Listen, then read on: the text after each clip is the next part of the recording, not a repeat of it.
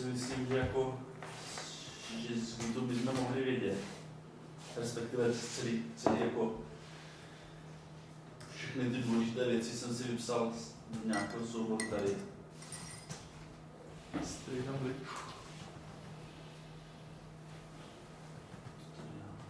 Tak. A Akorát to bývá vždycky cuknutý. A jo, si domyslíme. tady mám prostě jednu na stránku věcí, co je jakoby v Gitu důležité nebo zajímavé. Plus prostě k tomu jsem chtěl říct nějaké povídání asi. Chybí ti tam podstatná věc. Git init bare. Minus bare. Nevím, co to dělá. To ti udělají bez toho, aniž bys viděl soubory, tak jenom to, co máš standardně v adresáři teďka git, tak ti z toho udělá jeden adresář. Takže tohle je něco, podle čeho jako jsem chtěl dneska jako postupovat dál. A tak se to postavím v nějakém monitoru. Zkus to neutrhnout.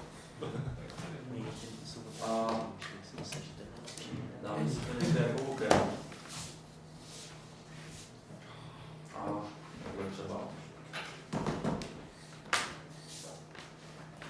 A uvěřím to, úplně nefunguje. Ale není to na full screenový aplikaci. Takže uděláme si nějaký projekt. A v tom projektu budeme mít nějaký C-čkový droják.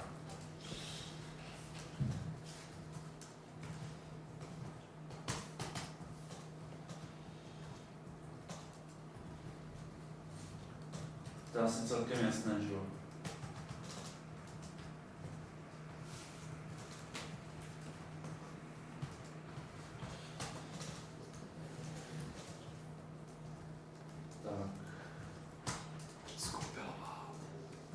Chceš zkompilovat, tak zkompilovat. Ukaž, že to umíš.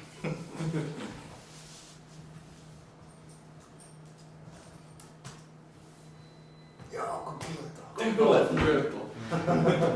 Dobrý, tak máme tady projekt, v kterém máme nějaký maince a chceme to dát do Gitu. Tak děláme git init. To nám udělá to nám udělá tady ten git adresář. A tím pádem je to jakoby git repozitář a můžeme do něho dělat commit a tak dále. To znamená, můžeme teď udělat git status. Uvidíme, že tady jsou nějaké soubory, které nejsou trackované, je to ten main a main C. Můžeme to takhle jako přidat. A jo, to, co pokud já chci prostě něco přidávat do toho repozitáře, tak vždycky musím dát add a musím vybrat ty soubory. Prostě tady ten soubor main není teď trackovaný a když já udělám git commit, tak... Jo, môžem ťa prerušiť na chvíľočku? Áno. Možno, že pre nás úplných začiatočníkov bolo dobré ešte predtým, než sa vrhneme na tie príkazy, že by si hodil filozofiu. Tohle je vidět možná po tom prvním commitu. Jo, rozumiem, že proste, jak zobrať, že k čomu je tam staging area, jak to funguje. Proste možno, že pár vetami keby si a potom sa môžeme vrhnúť na tie príkazy, aby bol nejaký big picture a ten si môžeme vyplniť kľudne príkazmi, ale neviem teda, že či som jediný, komu by to takto pomohlo. Ak áno, tak kašli na to, ale myslím si, že celkovo tá filozofia toho a povedať, prečo je to iné a lepšie ako SVN, by podľa. Proč je to jiné a lepší jako SVN, je, že SVN trackuje jenom jakoby soubory, když to Git se snaží trackovat rozdíly mezi větvemi a má jiným způsobem uspořádané ty data a v podstatě to jakoby lepší, je to stejné, akorát jako ten Git funguje třeba rychlejší. Jsou tam k tomu nějaké dodatečné nástroje, které to dělají jako trošku mocnější, mám pocit, ale jinak jako nějaký výrazný rozdíl oproti SVN tam není. Bude nějaké větší povinné v těch větvách asi ještě? Tak tady je nějak, tady mám nějak naznačené.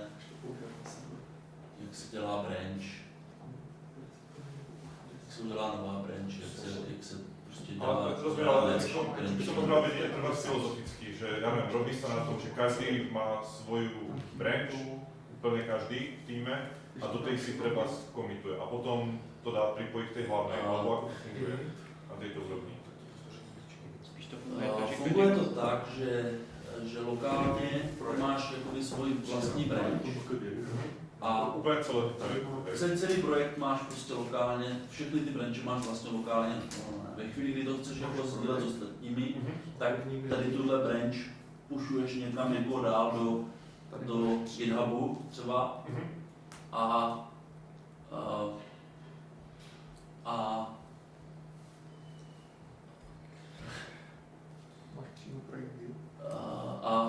vlastně děláš, jakoby, ty si stáhneš jakoby to, co je na tom GitHubu, uděláš lokálně merch tady těchto věcí a pošleš to na ten GitHub. Jo. A kde tam figuruje v tej skvělé staging area? Nevím, co je staging area, to je jako...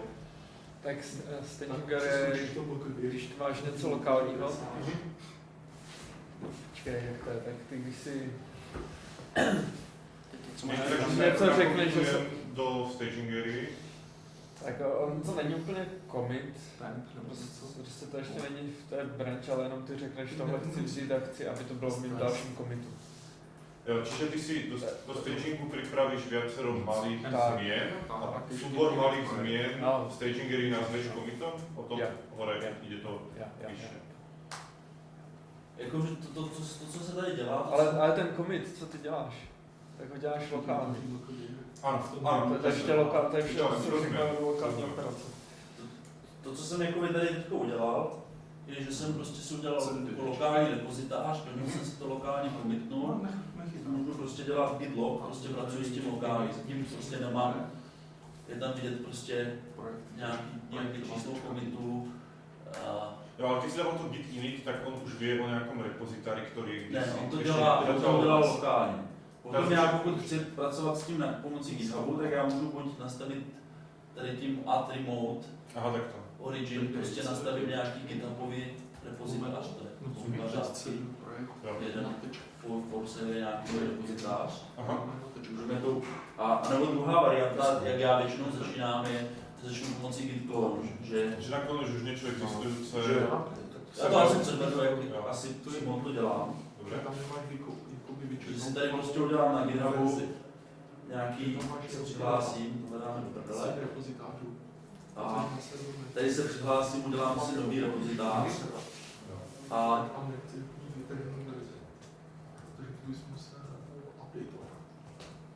můžeme psát, jo, je public, nic to nechci, on tam může generovat prostě tu licenci. A já jsem s tím neměl problémy a nějaké, jakože git ignore, že když já dělám v C, tak aby mi tam nekomitoval od tečka obory a binárky, tak to on mi sám vygeneroval. Tak tady dáme třeba to C++, vyrobíme si ten repozitář. Teď já tady mám prostě nějaký popis, mě v podstatě nezajímá, vezmu si tady tuhle URL, která je tam vlastně konec konců u všech projektů, to znamená, že si tady najdu nějaký jiný svůj projekt, třeba tady FRDL, tak tady si označím tuhle URL a napíšu git clone a tuhle URL, to znamená git clone a ten repozitář je už jakoby inicializovaný tím GitHubem a je v něm ta licence, je v něm ten git ignore, který říká prostě Očka, nekomitovat, SOčka nekomitovat,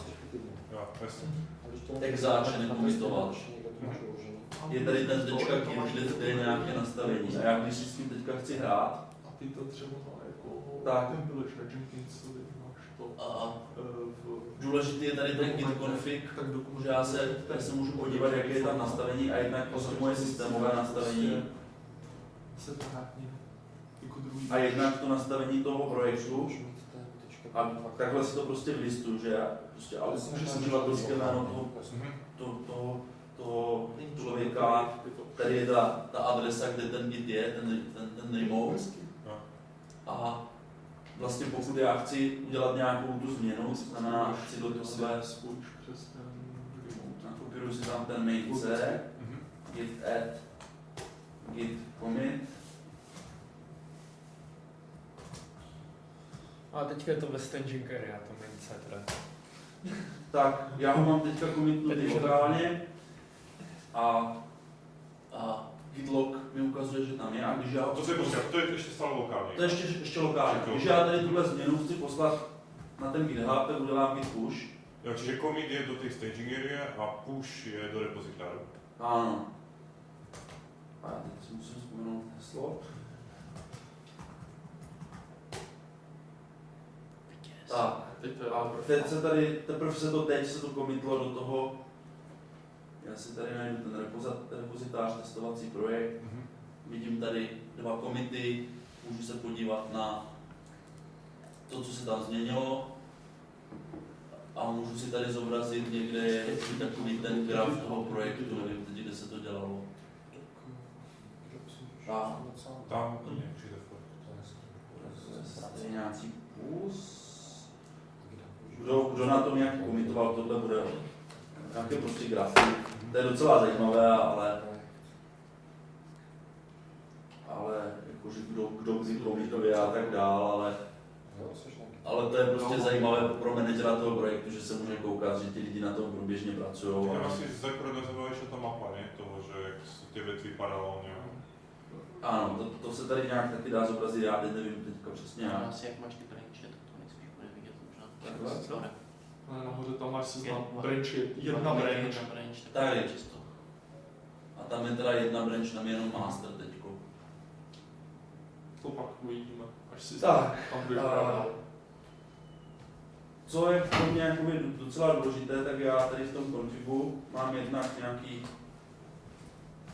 globální nastavení, to znamená, tohle je nastavení pro tento počítač a lokální je pro ten daný projekt.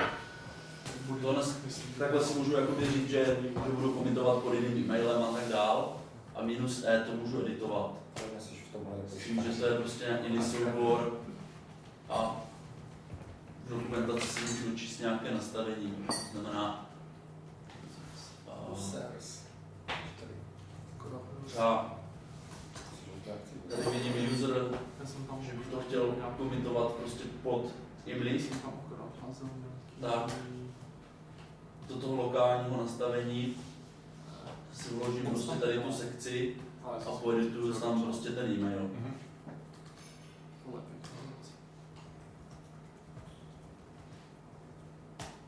Jo, a teďka vlastně každý další ten commit bude prostě mít v té log zprávě toto, teda jako tu e-mailing adresu, ne redhat.com a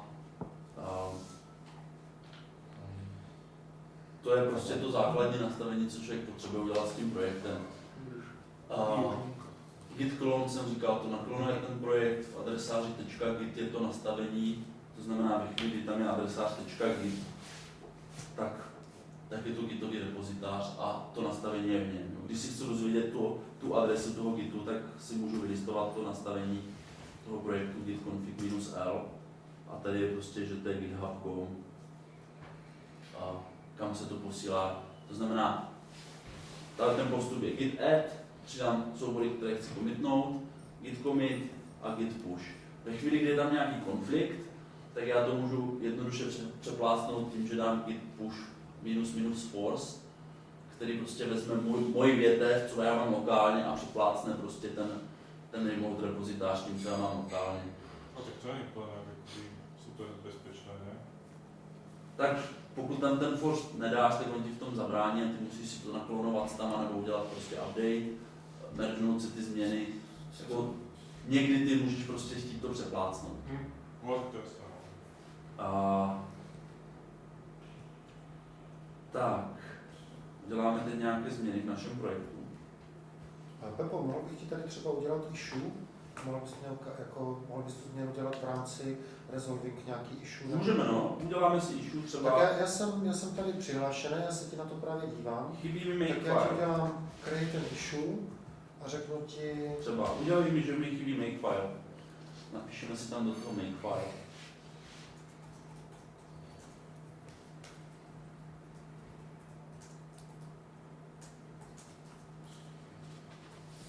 Ještě to tam není. tak, teď už to tam je. Teď už to tam je, tak se... Chybí ti makefile, tak to Jasně. asi rozbité. Tak napíšeme si makefile.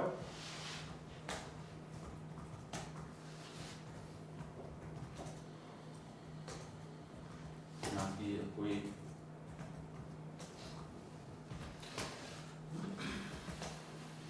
Se to píše takhle nějak dolar, zavináč, minus o.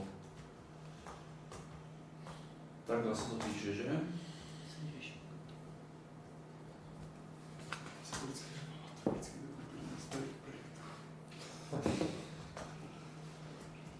Zkus to nejdřív. Jsem to zkusil, dal jsem make, přiložilo se to. To vypadá, že dobře. Jsi šikovnej. No, dobře. Teď jsem ho tam jako git add přidal, mi říká, že to nový soubor, mám ho tam přidaný. Já nechci, aby mi tady řvalo tady tohle, že tam mám tu binárku, tak si ho přidám do git ignore, normálně nakonec main. Klasicky se tam dají používat ty hvězdičky. Tady to není exáč, tak prostě tam napíšu jenom main.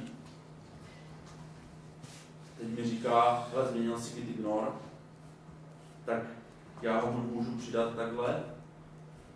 To je jedna varianta, nebo se dá udělat git commit minus a on tam automaticky přidá soubory, ale které jsou trackované.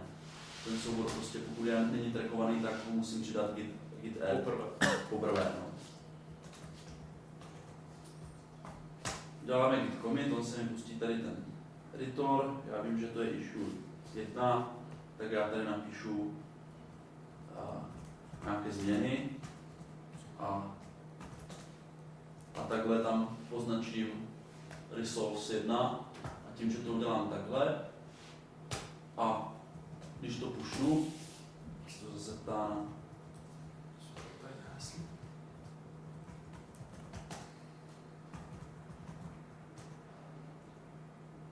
tak teď by mělo nastat to, že tady v tom projektu je další commit.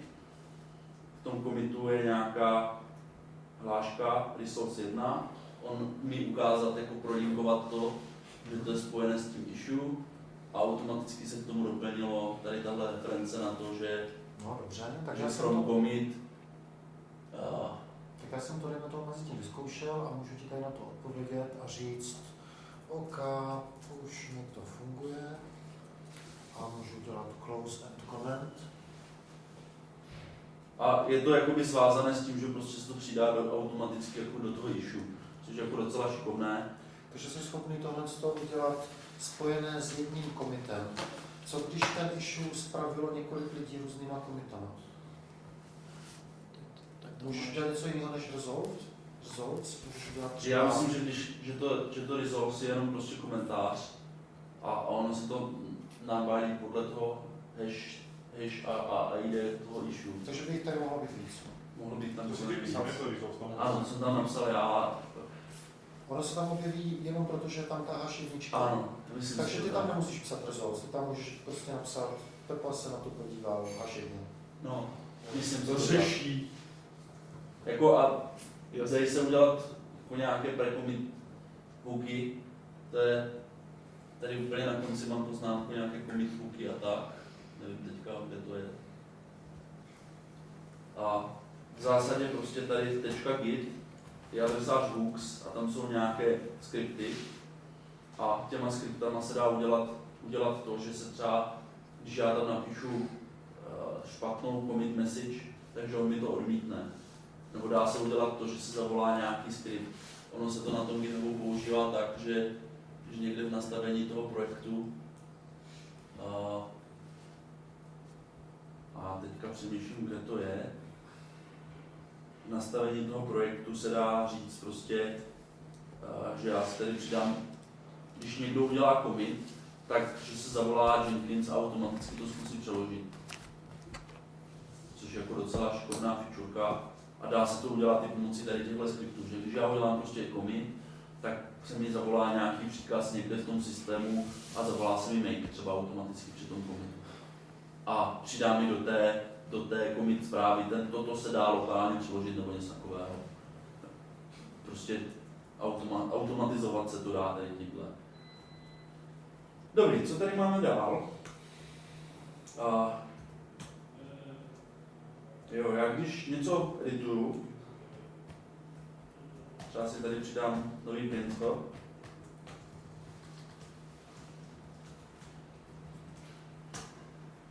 tak můžu dělat git diff, který mi řekne, jaký je rozdíl mezi tím, co já jsem udělal a tím, co je pomocí toho git add přidané. To znamená, když já udělám git status, tak on mi říká, hele, změnil si tady ten main C a není ještě není prostě v tom commitu, takže já musím udělat git add, nebo ten git commit minus a on ho do toho přidá. Když udělám git add, tak git diff mi neukáže žádný diff. Já musím udělat git diff head a to mi to porovná s tím, co je commitlé. Jo, takové jako složitější tady ty. Co se dál s tím dá dělat, to tady nemám. Píšeme si to tady. Pokud já mám těch commitů víc a chci to posílat prostě jako patch do nějakého upstreamu, tak já můžu dělat git format patch a to mi teď neudělalo nic, já to musím commitnout.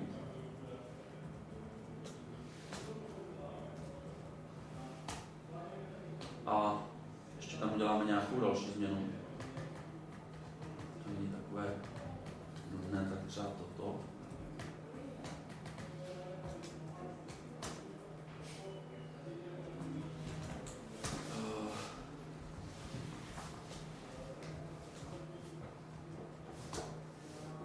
A teď tím formát patch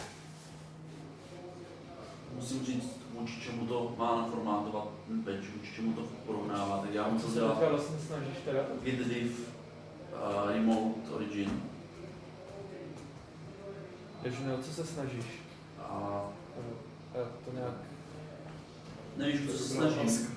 No, vůbec. Vůbec. Předvést funkci formát patch. No, ale co Ta funkce udělá to, že udělá diff vůči remote branchi, nevím teď, jak se jmenujou.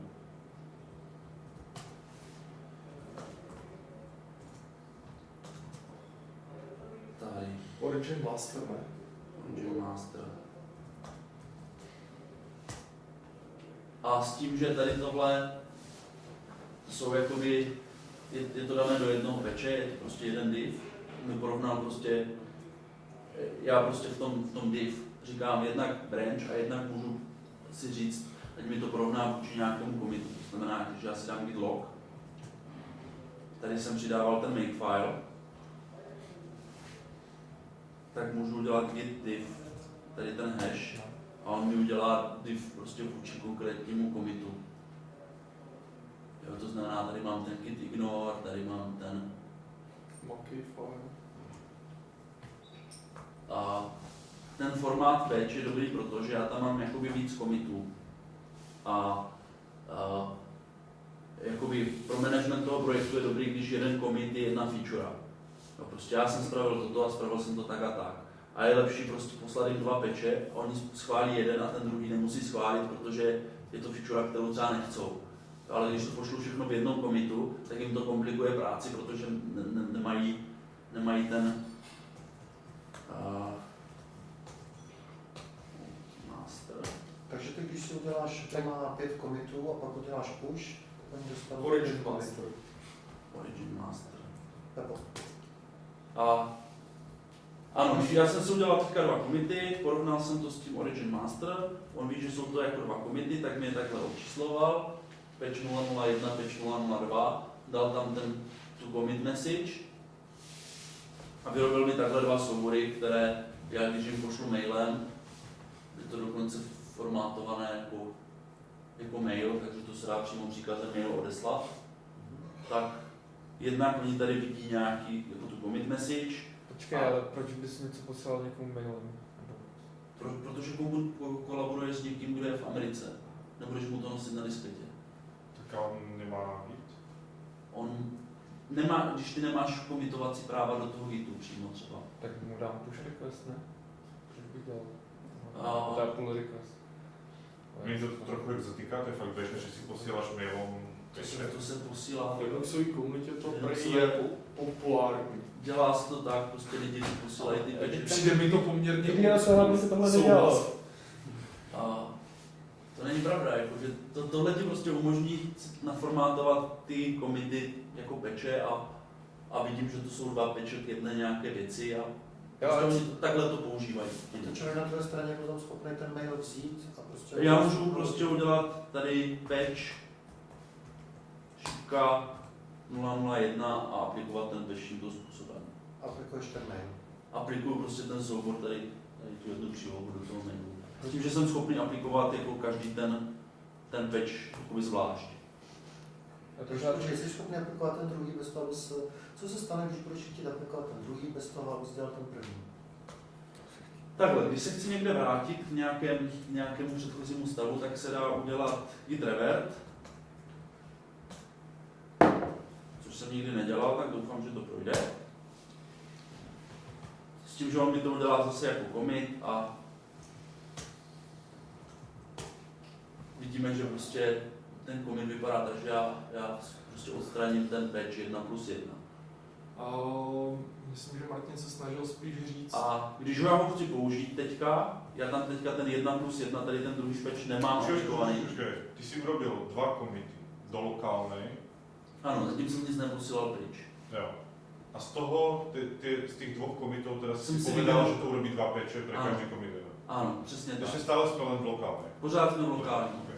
A teď jsem udělal to, že se mi tady ten 1+1, tady ten patch nelíbí, tak jsem udělal git revert a ID toho patche. Normálně takhle, když mám git log, tak tady mám ID toho commitu, tak jsem dal git revert a tady tohle ID.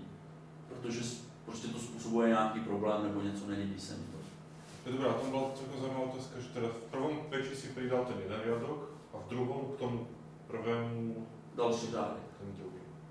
Takže keď aplikuješ prvý patch, pridá sa tam prvý riadok, keď aplikuješ len druhý patch, tak sa tam pridajú 2. Ne, tak se přidá jenom ten druhý řádek. Iba ten druhý? Takže ty jsi Když se schopný... podíváš do toho patche, tak Aha, jasně. tak tady přijde jenom tady tenhle řádek. Ono se to asi neaplikuje na program, na který není, kde není prostě No, to ten je první právě ta řádek. Ono otázka. se to rozbije. No, Co se presne. teda teď stane, když budu chtít tohle aplikovat a není tam to ahoj světe?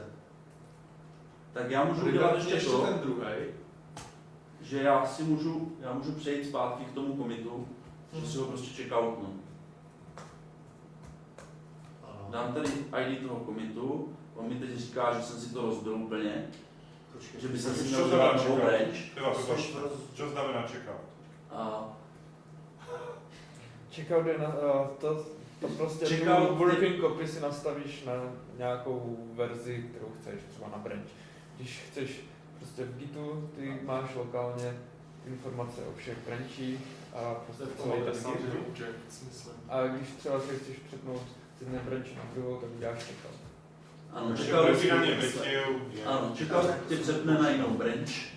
A Tam to tady. tu branch vyrobíš příkazem git branch, ale když se na ní chceš přepnout, Mhm. pracovat s ní, tak děláš git checkout s tím, že ty se můžeš přepnout přímo na nějaký commit podle jeho haše. Jo, A prostě on máš... teďka říká, hele, ale ty se přepnul na nějakou branch a ta branch není pojmenovaná, tak ty by si jakoby tu branch měl pojmenovat. To je prostě to, co se mu nelíbí, že ty nepracuješ prostě s tou master branchí, ty se prostě dostal někam do prdele a měl by si tady tuhle branch nějak pojmenovat. Jo, to znamená -b, stará verze.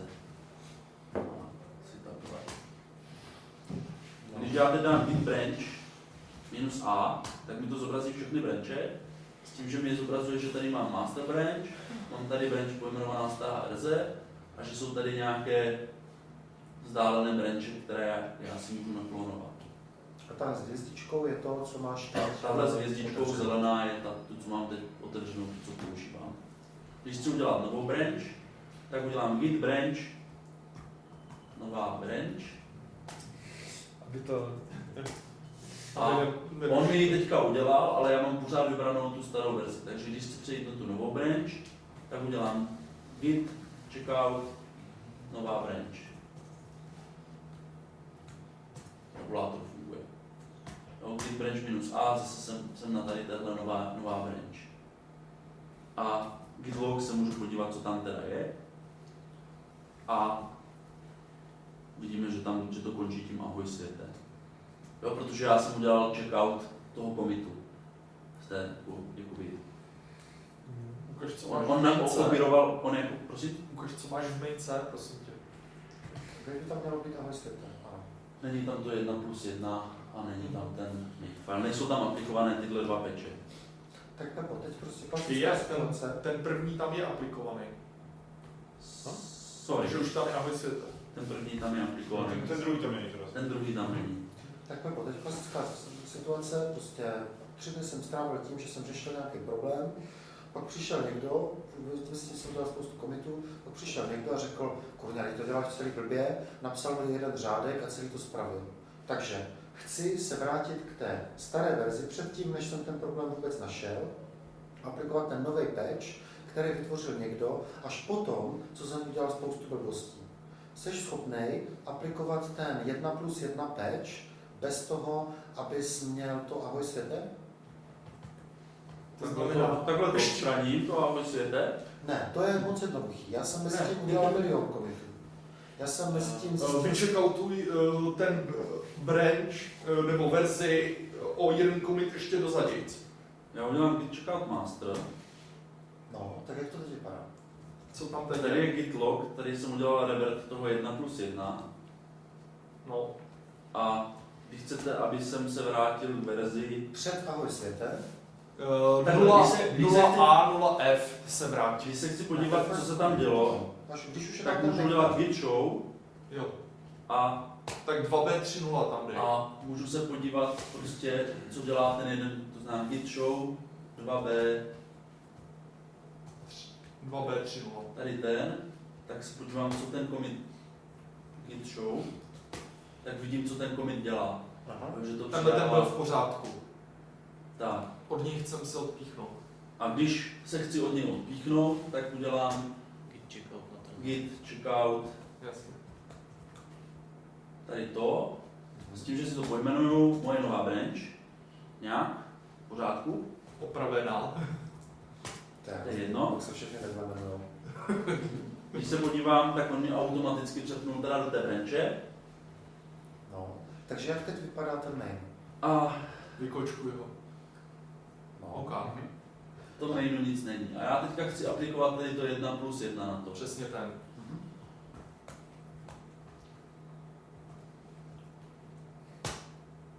Failed. Ano, to nejde, protože 1+1 On mi se tady aplikovalo udělal- něco, co tam mezi tím má nějaký změny. On mi tady udělal originál, udělal mi, co je ten odmítnutý patch a tady to s tím neudělalo nic zřejmě. No. A teď jak to resolvovat? To je důvod, proč tohle nedělám, no, třeba. Tohle musíš resolvovat ručně.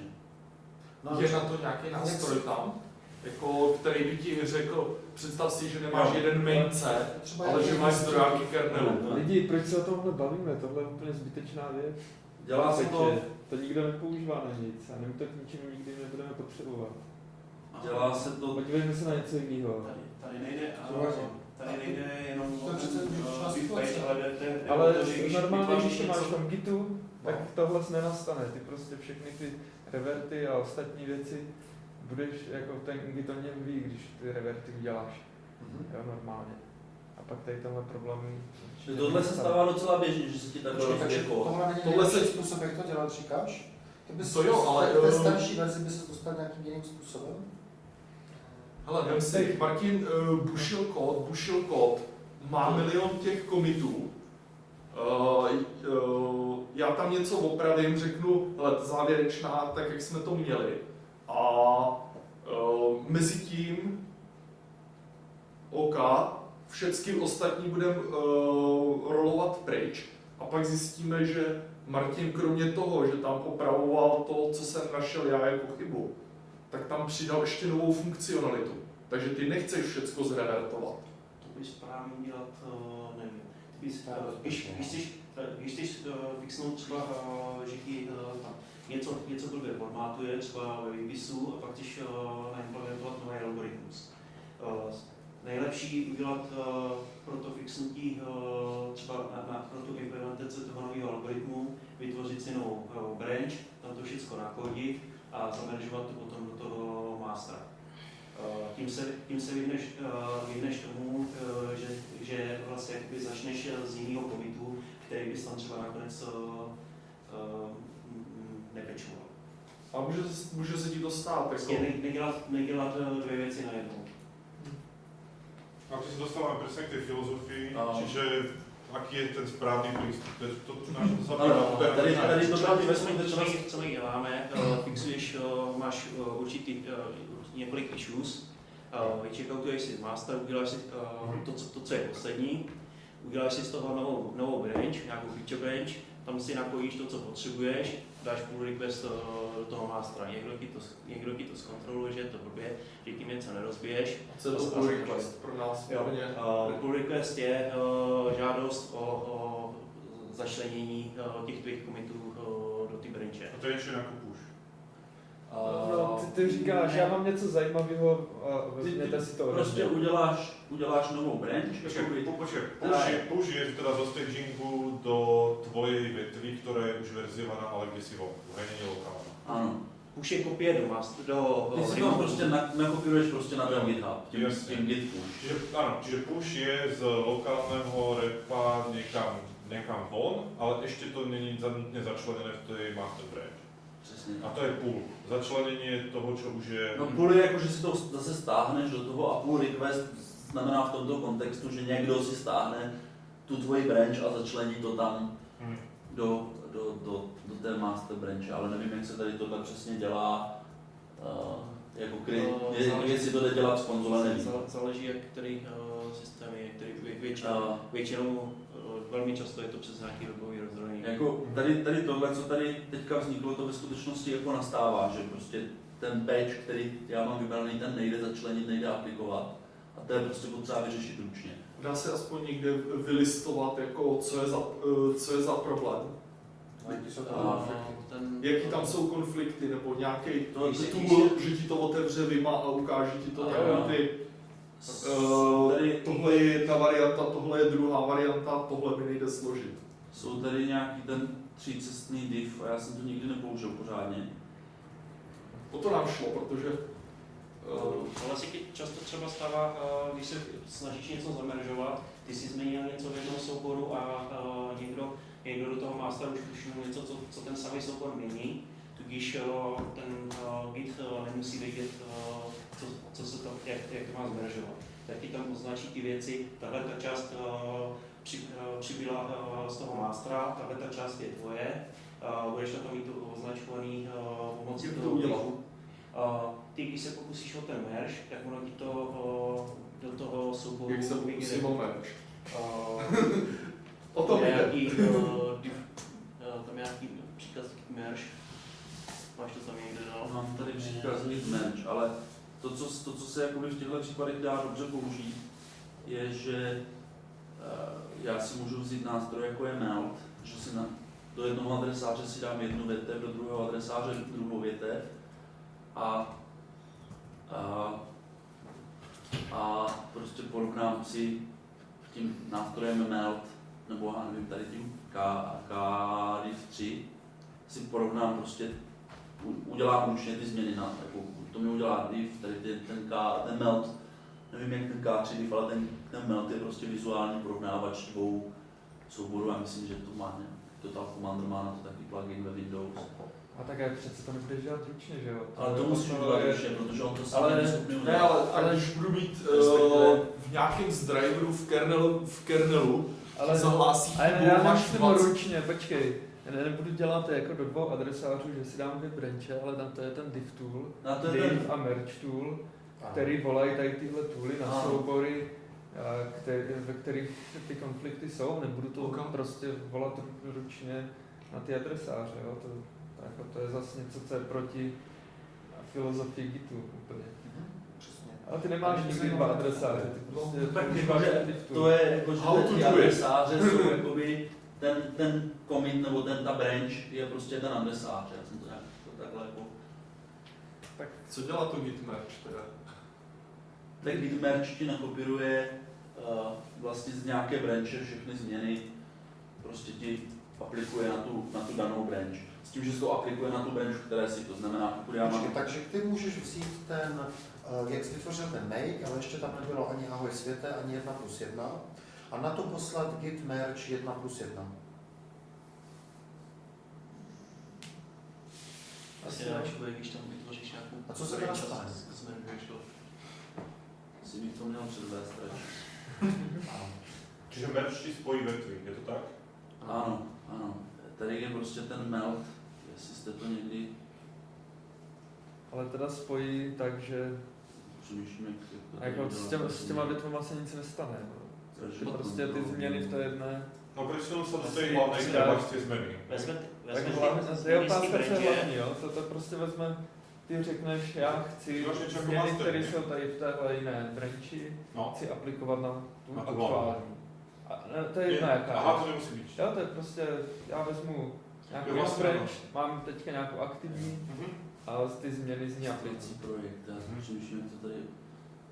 Jo, to, Jo, takhle jako pěkně graficky se dá a ty porovnat, samozřejmě máš, co máš tam nějakou jsou lokální, změny. někdo ti udělal nějakou úpravu a dáváš to dohromady. To je jedna jaká. Jo, dobře, takže to je ten starý mail, ten aktuální. Já si tady můžu nastavit nějaké filtry, já jsem tady tohle popravdě řečeno nikdy A jak to děláš ty teď? takhle nepoužíval. Normálně ručně opravím ty změny, když ono to je většinou v jednom souboru.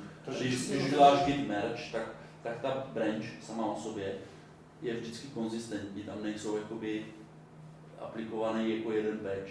Jo, tady tenhle problém je způsobený tím, že to je jakoby nekonzistentní změna, že já se snažím aplikovat jeden patch dřív než ten druhý a dělám to v opačném pořadí. Dobře, takže říkáš, že ten přístup, že mám nějaký patch, který řeší můj problém, chci ho aplikovat předtím, než jsem udělal spoustu jiných věcí, je vlastně špatný a že ve skutečnosti bych to udělal tak, že si uvědomím, že to můžu řešit jinak, pak se vrátím na tu starou verzi a manuálně napíšu ten patch do té staré verze přímo.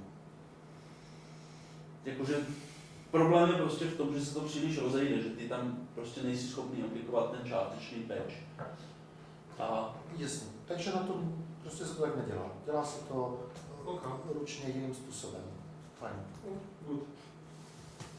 já když tady mám tu starou verzi, kde si to opravím, teda já do prdele, že udělám teda to print for...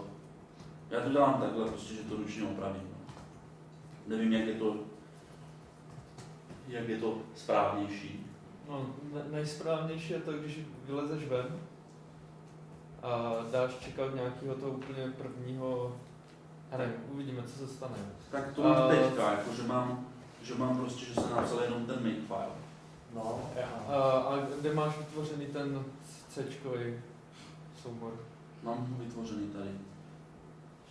Takže když teď dáš git status, tak je to spravený, je to tak jak jsi to chtěl. Teď je to, jak jsem to chtěl, teď to commitnu. A teď to mám jakoby v té, že se podívám, No, to je. tak to mám tu branch opraveno a chci to dostat do toho masteru, tak udělám checkout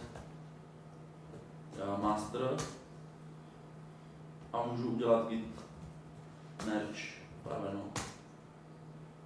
A on mi zase zařve konflikt. No, tak teďka dej git, merge tool, nějaký ten tool tvého, no třeba. Já nevím, jak se to píše. Tam bych musel dát tečko. Počkej. 3 minus to, nebo to? Tak. No, zvětš to. No, krása. Tak.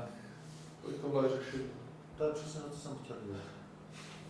Jo, vpravo asi máš to z, ježišmarja, to z čeho merguješ? Remote. Tohle, to, co máš lokálně, vlevo je to, co je to vlevo. co tam peněz. Konflikty tam vznikají tím, že ve obou branchích chvátá na stejný soubor, on to pak nedokáže zmeržovat. Pokud se chceme třeba nějakému takovému konfliktu vyhnout předtím a ulehčit tomu, kdo to pak bude meržovat práci, protože já vím, co ten patch má dělat, tak se tam ještě dá použít Git rebase na ten master. A ve většině repozitářů bez toho, aniž bys dělal Git rebase, tak ti nepřijmou žádný pull request. Což v podstatě znamená, máte vyčekoutovaný z určitý ty větve, ale mezi tím, než to nadevelopíte, tak tam přibude několik komitů. Ten rebase udělá to, že ty komity, co tam z té větve, ze které vycházíme, přibyly, tak je přidá do té vaší větve a tím pádem, jako kdybyste vycházeli úplně týka z toho, co je týka pod tom másu. Takže rebase, já jsem někdy v nějaké větvi, která běží paralelně s tou hlavnou. No, Lehce na Jo, tady je nějaký master, ze kterého začneš, ty uděláš branch, tady si uděláš pár svých commitů. Tady mezi tím něco přibyde, tak ten rebase udělá, tohle se zruší a jako kdyby to bylo odsaď. Což pak znamená, že i ty, když se udělá pak merge, tak on se dělá automaticky. Prostě to je za mě takový speciálně jednoduchý, říká se tomu forward merge nebo něco, který prostě fast forward, jo, což protože tady nejsou žádné změny, které by tady tyhle o tom nevěděli. Tak to prostě je jenom logická změna, že tohle přesunu tam, jo, jenom přejmenuju tady tyhle, že jsou součástí té master branche, tady ty commity, ale nemůže tam nastat žádný konflikt, protože nemá čím. Prostě ještě raz, co je fast forward? Fast forward merge znamená... A to jaký je přeci tím rozdělat rebase? Tak, ten rebase, to ty musíš nejspíš udělat ručně. Prostě tady udělal novou feature, jo, která tady začala tady z téhle verze toho masteru. Tak, mezi tím tam teda nastaly změny. Ty nejsou kompatibilní samozřejmě s tím, co jsi udělal ty. A pokud by někdo dělal merge, tak to musí udělat ručně, protože tam jsou konflikty a prostě by to nefungovalo. Tak, ty uděláš rebase, což všechny tady ty komity předělá tak, jako kdyby vycházely tady z tohohle komitu. A ty v téhle chvíli vyřešíš všechny ty nekonzistence, prostě donutíš to, aby to fungovalo. Tak, a v tuhle chvíli, když to bude, tak ten merge pak už je jenom triviální, protože to je fakt jenom přesunout, tady je nějaký head, tak ten head té master branche přesuneš sem a je to. A takže ty, když máš nějaký projekt, ty do něho nemáš commit právo, tak děláš tohle, v tuhle chvíli, když uděláš ten rebase, tak dáš pull request a on tam to někdo vezme do ruky, zjistí, je to krásně rebase na virtuální verzi, takže udělá jenom enter a přesune tu head sem, pokud si myslí, že to teda tam chcou, je to správně. Já nemusím někde nic opravovat, nejsou nikde žádný průsery, pokud ty jsi to udělal správně. Ono teda ve skutečnosti tady tohle jako celkem vyřešilo ten problém, že já jsem postavil taky 3D tool. On tady jsem zvolil prostě pro nevyřešené použij variantu tu a tu, která varianta je teda ta správná. A když se podívám teďka na ten rozdíl, tak on tam odebral to ahoj světa a přidal tam to prostě což byl výsledek, který jsme chtěli. Což byl výsledek, který jsme chtěli, já prostě udělám git commit. A prostě můžu to tam pušnout do toho repozitáře. Tak to tam pušni.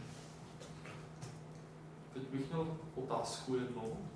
To, co se dělá s těma rebasama, tak já jsem schopný vlastně udělat, zase dělám to vůči nějaké branchi,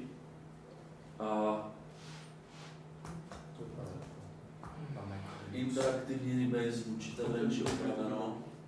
On mi tady udělá to, že on mi ukázal, jaké jsou tam commity, jejich commit message a já si tím, že přepíšu tady ten text, řeknu, že chci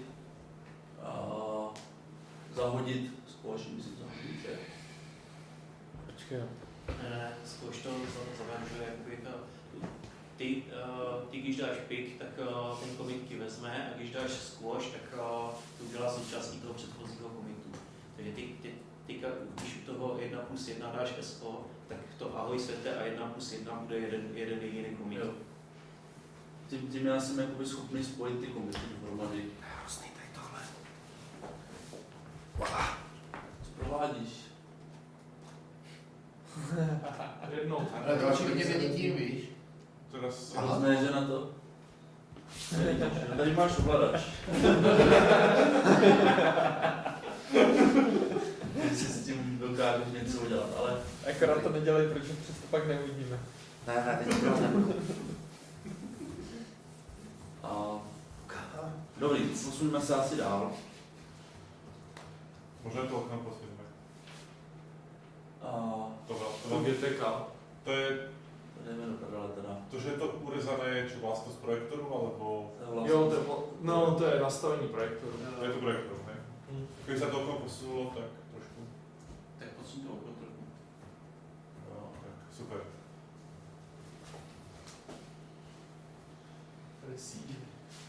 No, Tak. jo. Co vlastně teďka děláme? To, co se tam dá dát do toho commitu, je nějaký tag. Ten tag je prostě, že si to nějak označuju. To znamená, že když dělám release, tak si to otaguju prostě před tím commitem číslem verze, s tím, že potom ten GitHub mi to tady potom zobrazí asi v tom release, já jsem to nikdy moc neřešil. Takže specific points, ano, ano.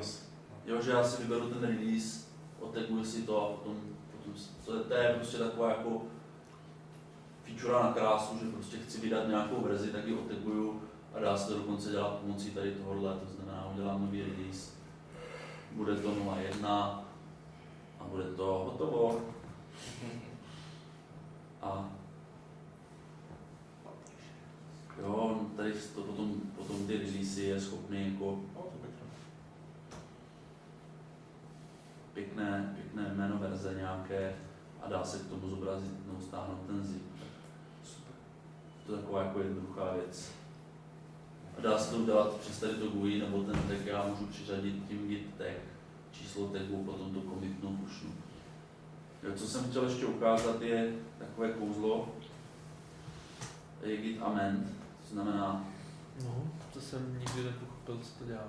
to znamená, já tady potřebuji nějakým způsobem, když se podívám na ten poslední commit, tak ho chci nějak změnit, se mi to nelíbí. Je tam přidáno prostě jenom tady toto, tak já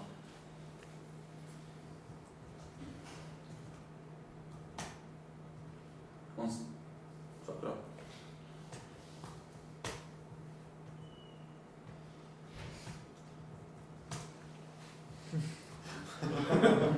Super hážeš. Když se prostě chci vrátit k tomu původnímu, to je jako dodělám docela často, kdy reset hrát a on mi vrátí ty výzdoráky do stavu komitu, který já mám vybraný jako ten master. Zahodí lokální změny, přesně tak. Pokud já tam prostě chci udělat nějaké hezčí printfl, jiné, a chci, aby to bylo součástí tam toho commitu, tak dělám v podstatě to stejné s tím rozdílem, že udělám commit amend. Tady -m je ta commit zpráva.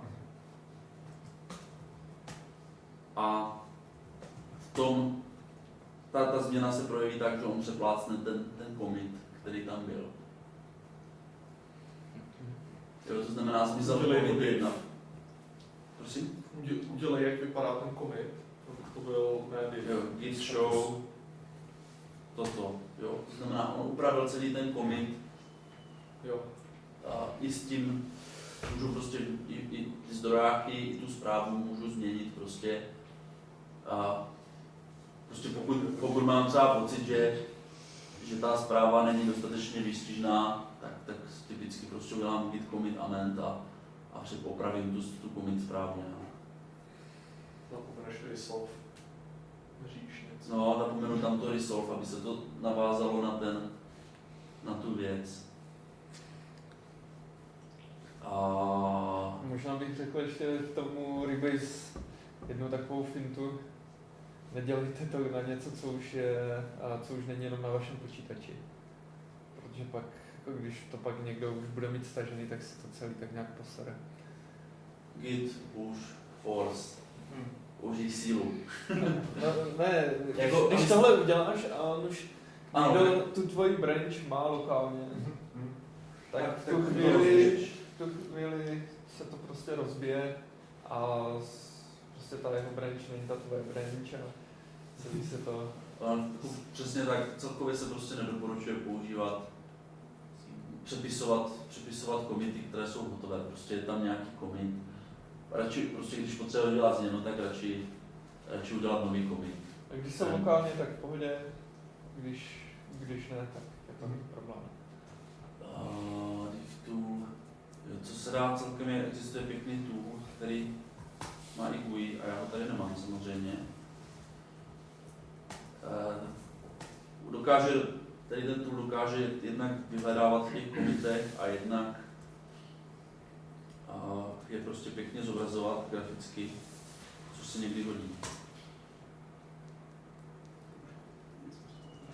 To něco dělá?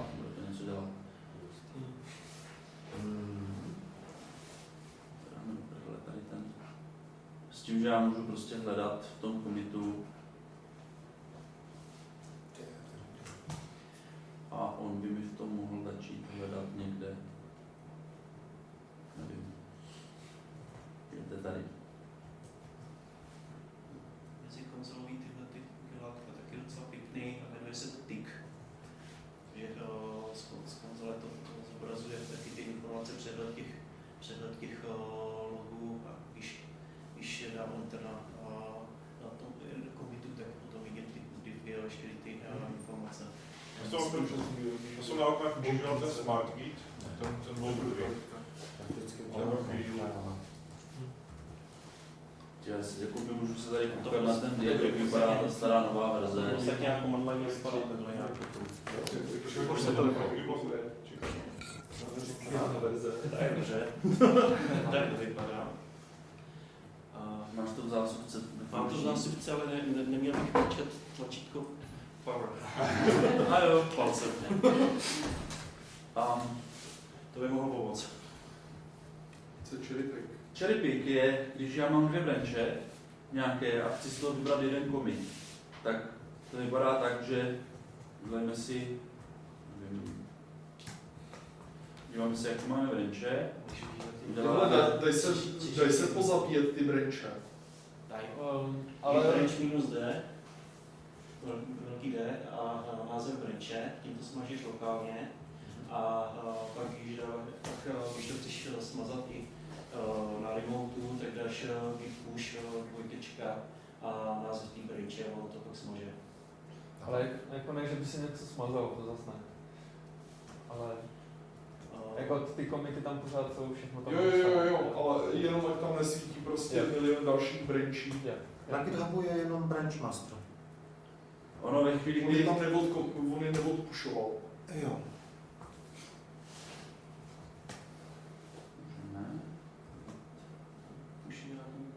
Ale to pušoval.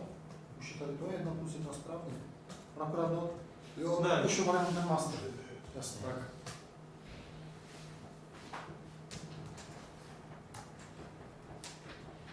No tak ještě ten cherry pick ti výběr je, máš to vezme jeden commit. To znamená, ty máš více branchí a v nějaké jako pracovní branchi si udělá nějakou změnu, kterou chceš použít, tak tím git cherry pick vezmeš tady ten jeden commit a aplikuješ ho na svoji branch, na tu kterou aktuálně že z jiné větví vybereš jeden commit a aplikuješ na svůj. A je to v podstatě to samé, jako když uděláš merge, akorát to děláš s konkrétním commitem. Říkám to správně, ne? Ano. Cherry pick je merge, prostě. S commitem. Prostě jo. Ty jo. PSIX. Když když používá člověk ten Linux? Tak musí do textové konzole. Nebo to jsem si tuhle věc ve full screenu, tak ona mi vezme fokus prostě. Jakože já jsem ve full screenu, on na mě vyskočil dialog, zadejte heslo. A jsem ve full screenu, tak mi to vezme fokus a nelíbí se mu, že mám rozbitou branch, použijeme sílu. No, A zase ti sebral fokus.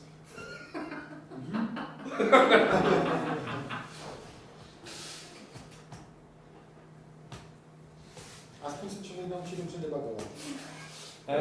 ono tady ty vyskakovací okýnka, to je nějaký průser s něčím starým v tom Gitu, ono se to dá vypnout, aby to nevyskakovalo. To se dá A zadává to vždycky na příkazové No, řádce. jasně. Doporučuju. Máš to, když to máš dvojčko, kdybys to měl čistě jenom konzolově, taky to neudělá. No počkej, to já jsem měl průser, že mě to, já když jsem byl někde vzdáleně, přes SSH, neměl jsem X-forwarding nic, no tak to udělalo něco podobného. Na tom vzájemném počítači. No, se to prostě úplně postalo v tu chvíli, já nemohl jsem nic dělat. My si hrajeme s Gitem čistě jenom konzoly, A nikdy nic takového nechtěl.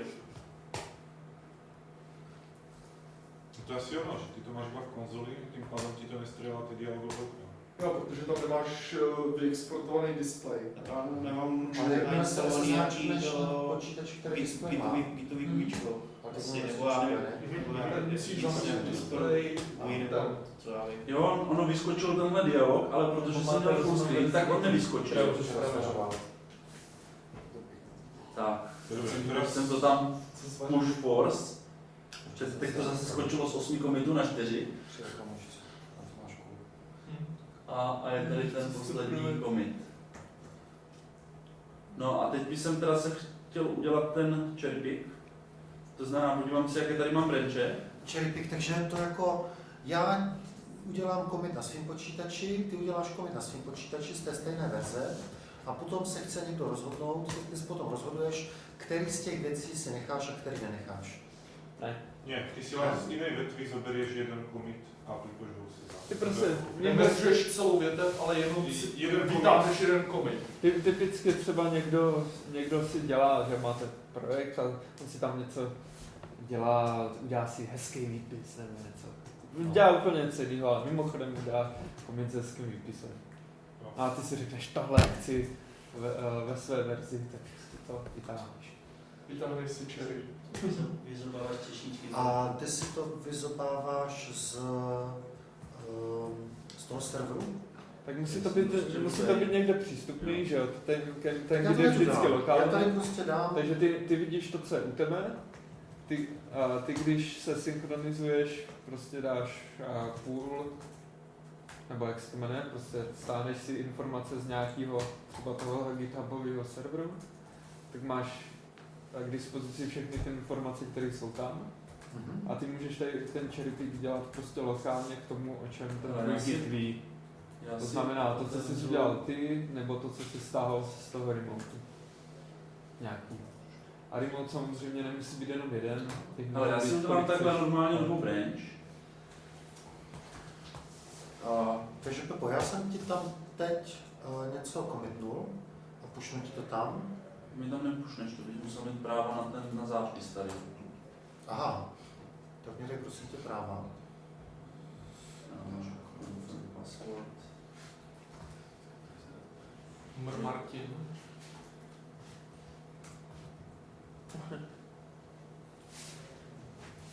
Ty tam mám, no.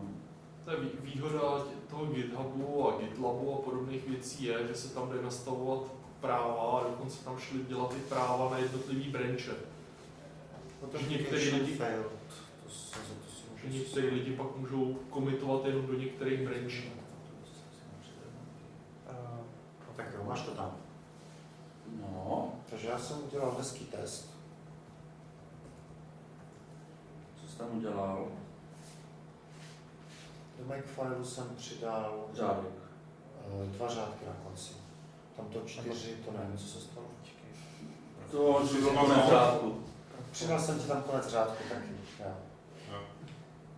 A přidal jsem test. Jo. Takže když pustíš main test, tak... Tak jakože když já... Takže to ty bys dejme tomu chtěl, ale zároveň už tam máš svoje nějaké věci. To je o tom je ten cherry pick. Mají tam ještě jeden commit, schválně. Ještě jeden nějaký Mají tam jiný? ještě jeden a Jožka si vybere jenom ten s tím A já si tady mezi tím udělám Takže já nějakou... na tohle ještě udělám další commit. No, Jo, jdeme tam klidně další 2. commit. Dobře.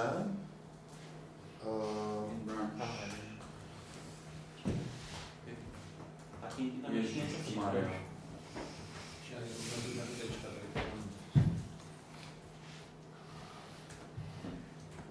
Já jsem už tady z tohohle těšený. No, máš tam? Počkej. Tak. Pokud já chci dostat ty změny sem, tak bych měl dát git pull teďka. Jo, My by natáhli. si věděl o těch jeho updatech. Aby jsem věděl o těch Tak počkej, změnách. Teď tam jde komentář přes ten main. Pull mi to stáhne přímo do té branche, pokud já jim Co? to vybrám. Ale já teď si nejsem jistý, jestli mám ten tady master branch. Ale já myslím si, že třeba master branch mám. Tak. Já vždycky tady z toho jsem strašně zmatený, že to funguje. Opravdu, že no. Nějaký komentář. No, teď tady mám prostě rozbitý ten repozitář je nějakým způsobem rozbitý. On mi říká, že se liším, od té master branche, tak vždycky, když mi to začne psát něco takového to, já nevím, jak vybrat prostě tu master branch teďko, tak já udělám to, že Tak se vrátím tady k tomuhle typicky a udělám clone, protože ten můj patch jeden krátký jsem většinou schopný do toho narobovat snadno. Tak máš tam další 2 komity. Ten nehezký a ještě něco dalšího. To je tohle. Tak si vytáhni třeba nehezký commit. A říkáš fetch, jo? Fetch ti stáhne jenom ty informace, půl ti to meržuje. Aha. Pokud nechceš, aby ti to dělalo s tím, nevytvořilo nějaký merge komity a podobné ty věci, tak je tam git pool minus rebase, což v podstatě udělá jakoby ten rebase za tebe a v případě, že tam došlo k nějakým něčemu taky. No tak to vytáhni si, zprasil jsem to celý. Tak To byl uprostřed mezi těma komitama. No, tak to prostě nechceš. To je, tak když dám do toho logu, říkám prostě tu branch origin master, to je ta vzdálená, tak tam vidím ty Martinovy komity a když dám git show a ten hash je unikátní, tak já vidím, ty chceš tady tenhle, aby jsem použil, jo? No, tak ten natáhni. Počkej, použil. Aby jsem si ho, aby se aplikoval na ten zdroják, tak si vyberu jenom tady ten jeden. Jaký je stav tvýho zdrojáku? Kterou ty máš teď aktuální verzi? Já mám tu starou. Vypočkuj. To znamená, když já dám git log toho svého, tak mám naposledy toto chceme. Jo, dobře. A když dám git log, tak to tady ani není, já tady mám prostě... Já tady mám úplně jinou branch. Ano. Typická situace. Typická situace, to vypadá úplně jinak prostě. A já chci teda získat tady ten nehezký commit. Toto jo. No. Git show, tak já když dám cherry pick, tak on se pokusí ten jeden patch aplikovat. Aha. Když já dám git log té svojí branche, Tak tam máš ten nehezký komit. tak tam mám ten nehezký commit a mám ho tam prostě i s tvým jménem i ze vším. A Aha. teďka, když dáš git status, A když dám git status, tak on říká, že to mám jako v hodně rozdílném stavu. Ale je to jakoby proti tomu, co jsem tam měl předtím, tak je tam prostě o jedna větší ten rozdílový stav. Jo? Jako A co ti dá git diff? git diff nedá nic, proti head jsem nic neměnil a proti origin master to dá toto. Proti tomu Tam jsou vzdálenému jako ty dva. repozitáři. Ten úplně poslední. Jak to, že tam máš ten komentář? Ten komentář. To je rozdíl. To je Já ho tam nemám. proti To hlavě. je to, co tobě chybí. To, co mě chybí. Jasně. On si tam vložil jenom zprostředka nějaký. Jo, to znamená, když to zobrazím, tak zprasil jsem to celé. Ještě se můžeme podívat, jak to vypadá tady. Tady je to všechno. A tady mám prostě jenom tady to 1+1, ale nemám tady toto. No a co ty, když ty se teď rozhodneš aplikovat to, co ty jsi udělal, přes to, co jsem udělal já? Takže když ty teď uděláš push, tak se Push force. Když Když dáš udělám push force, když udělám push force, tak se tady tohle smaže. musíš to udělat od- force. Musím udělat force, teď jsem jakoby to rozbil. Jasně. Takže já si jsem můžu příliš udělat. vzdálený prostě od tvojí branche, ale já můžu udělat to, že založím tady novou branch Ano. a do ní to pušnu. Netuším jak. A Tak, teďka si tady uděláš novou branži. Checkout minus B a název branche a vlastně to z toho stavu, ve kterém jsi upíšen.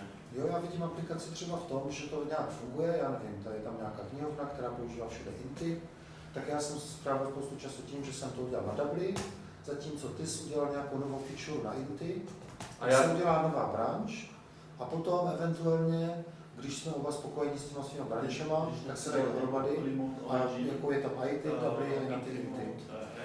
Tak Jo. v chvíli ale to dílu vezmeš a zmeržuješ to. Ano. Takže jsi schopný zvlášť ladit Co to jedno i to druhý. Já chci Máš udělat vlastero. Já chci udělat to, že mám tady tu moji branch Druhá feature branch. a tu ty chci si poslat na třeba- GitHub, aby se mi takhle tady objevila spojit. nová branch. Pak to spojíš sám. Git push. Nebo budeš spojovat obě dvě do to můžeš, když dva ušly. Mrkneš, že tam máš nějaký príkaz, možná musíš asi vysvišťať. To prosím ťa, že okrem toho cherry pick, máš tam ešte niečo? Je to pro teďka ještě důležitý, prosím, Smač to znáš.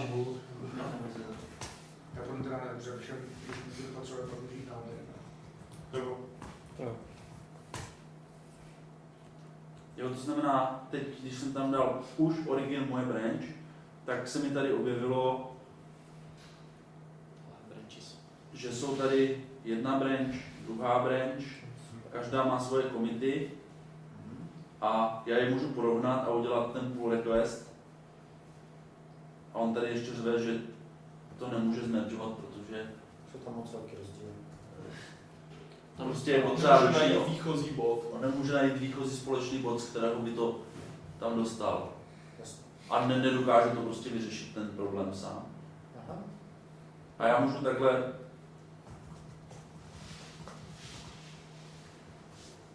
a chci to dát do toho masteru.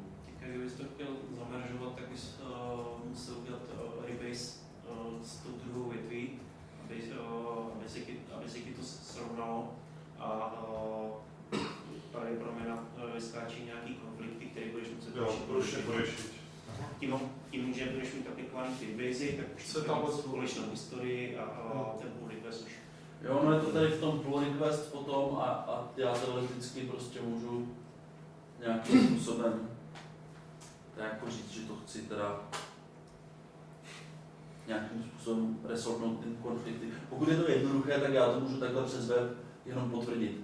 Uvidím tam ten patch, to si můžu rozkliknout, jaké jsou tam změny a můžu prostě jenom potvrdit, že to chci aplikovat a je to jako docela dobrý, že to udělám přes web a je to docela jednoduché. A vraťme se tady k tomuhle. Git bisect je taková jako zajímavá věc, pokud já se dostanu k tomu, že ten commit mi prostě způsobil nějakou chybu, kterou ale já jsem zjistil až teď. A je to někde v tom kódu, ale nevím které. Tak já si takhle checkoutnu jednu tu branch, druhou tu branch. Jo, to znamená, udělám takhle git log. Vím, že naposledy mi to fungovalo tady s tím ahoj světe. Takhle.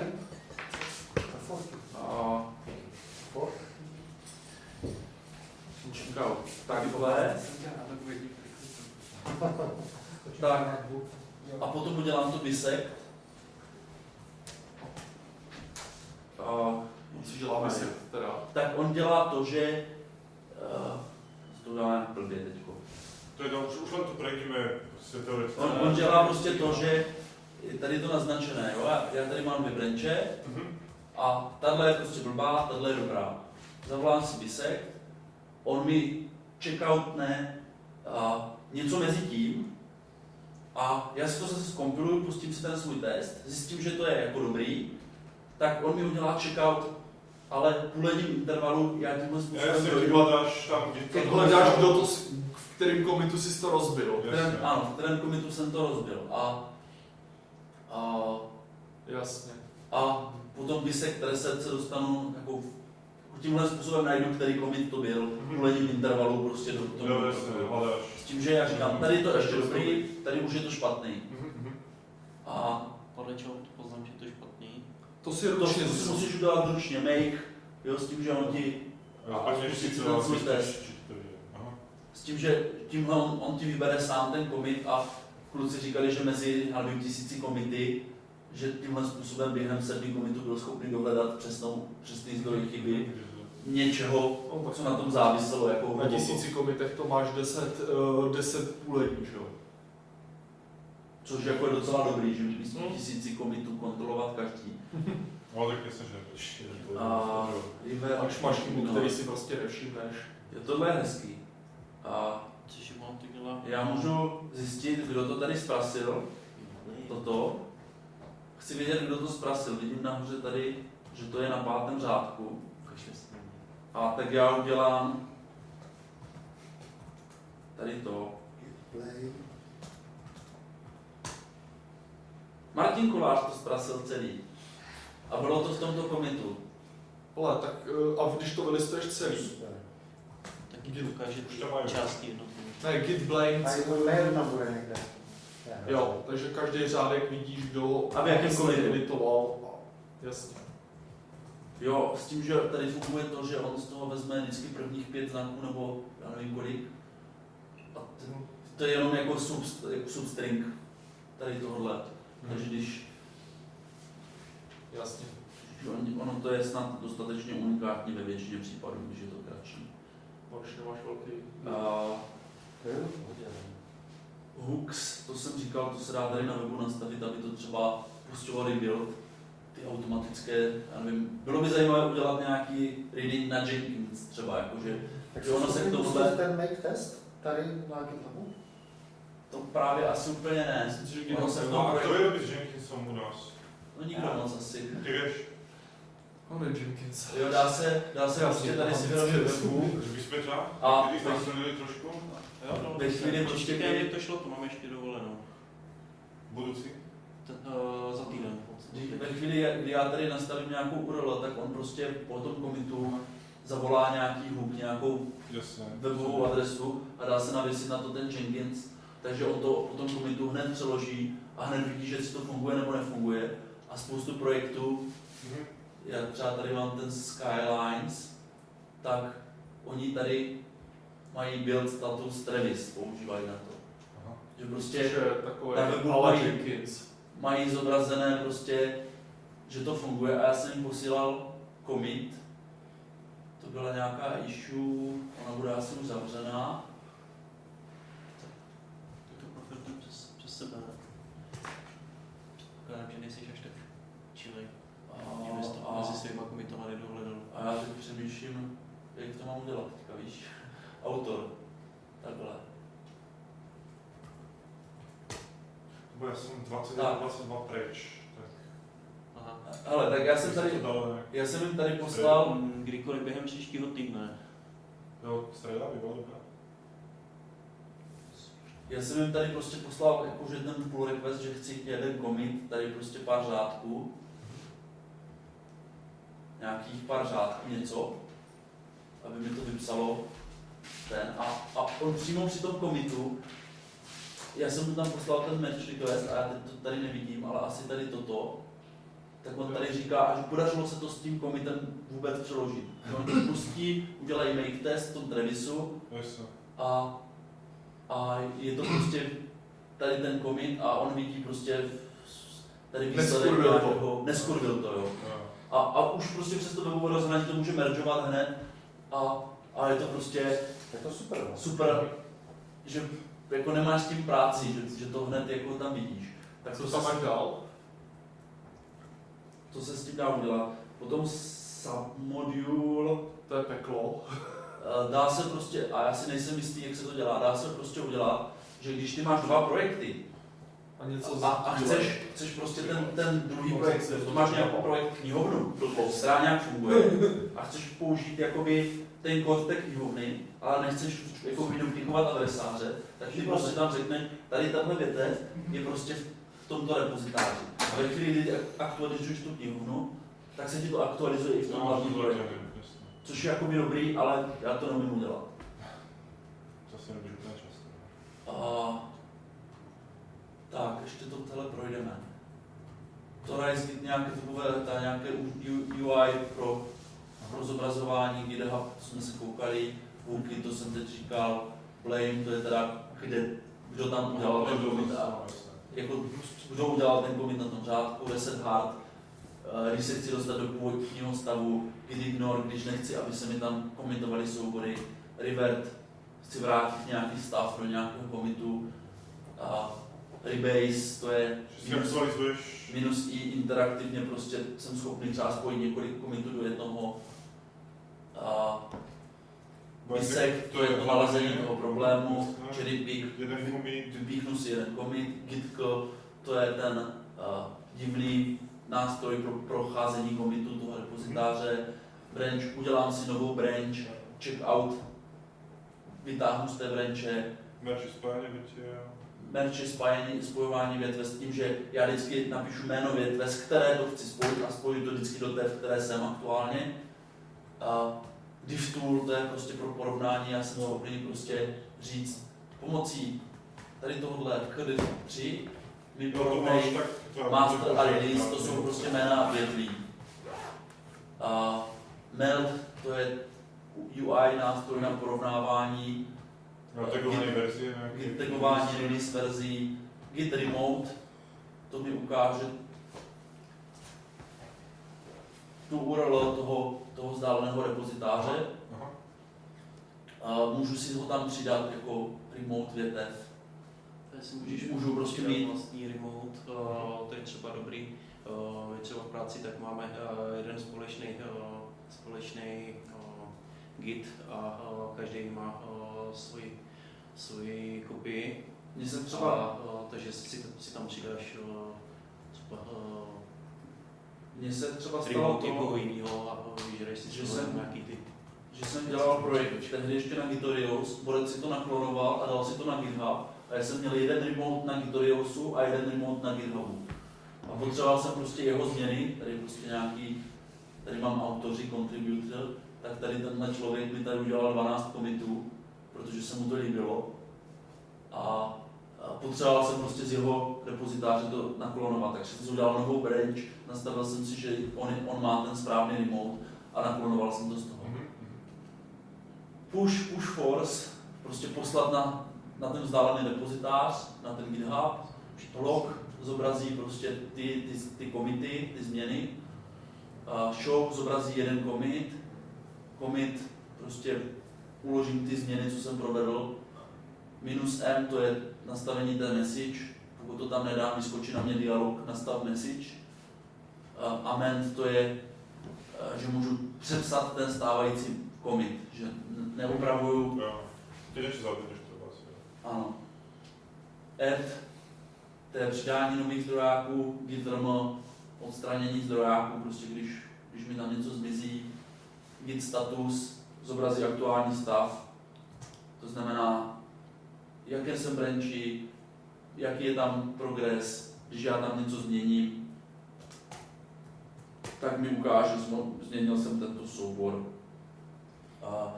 Commit -a ho tam udělá jako by to git add automaticky už v tom commitu, jo, prostě vždycky to dělám takhle. Tím zpravování souboru ještě taky dobrý třeba git.ml, to je, že tomu Gitu řekneš, že tenhle ten soubor tam sice je, přesouvám ho nebo přejmenovám jinak. Třeba dobrý, když děláš nějaký úpravy. Checkout použije jako hlavní branch nějakou jinou branch, to znamená, můžu tam dát ten commit nebo jméno branche. Remote, origin, to jsou, když dám git branch a tak on mi říká, že tady mám, tohle je nějaká vzdálená branch a když já udělám git checkout toto, tak přemýšlím, tom branchi. To je ještě roztomilé, že on si tady vytvořil dočasnou branch, která není pojmenovaná. A já teď přemýšlím, tak já bych měl udělat nějak s nějakým flagem, aby on mě tam, aby on mě to našel. Formát patch, div, Aha, .git, config, init, to já si jo, to jsme přišli na začátku. Super, díky.